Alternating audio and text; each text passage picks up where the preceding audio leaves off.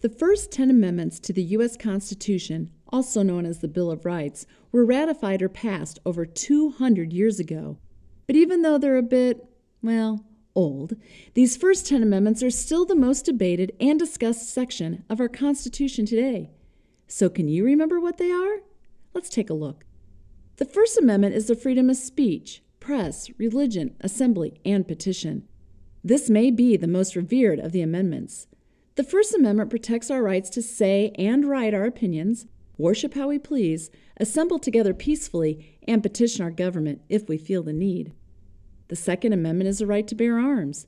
The original intent of the Second Amendment was to protect colonists from the invading British soldiers, but it now guarantees that you have the right to own a gun to defend yourself and your property. The Third Amendment is called the Quartering Amendment.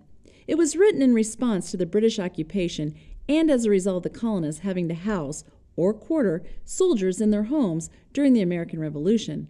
Because of this amendment, our government can never force us to house soldiers in our home. The Fourth Amendment is the right to search and seizure. The police can't come into our home without a search warrant and take our personal property. Today, many concerns have arisen about our rights to privacy and technology.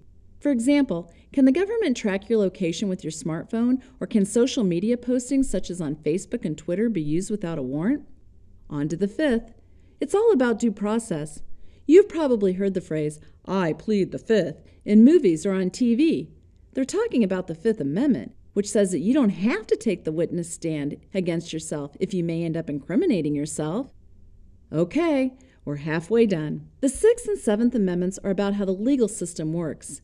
If you're accused of a crime, you have the right to a speedy public trial and an impartial jury.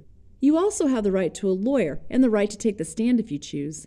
This is important because it will prevent the accused from sitting in prison forever and insists that the prosecution proceed with undue delay. The Seventh says that if you're charged with a crime, you have the right to a jury trial where 12 impartial peers decide your innocence or guilt in the courtroom as opposed to a judge doing it all alone. The Eighth Amendment prohibits cruel and unusual punishment. Is a death penalty cruel? Is it unusual? It's hard for Americans to agree on the definitions of cruel and unusual.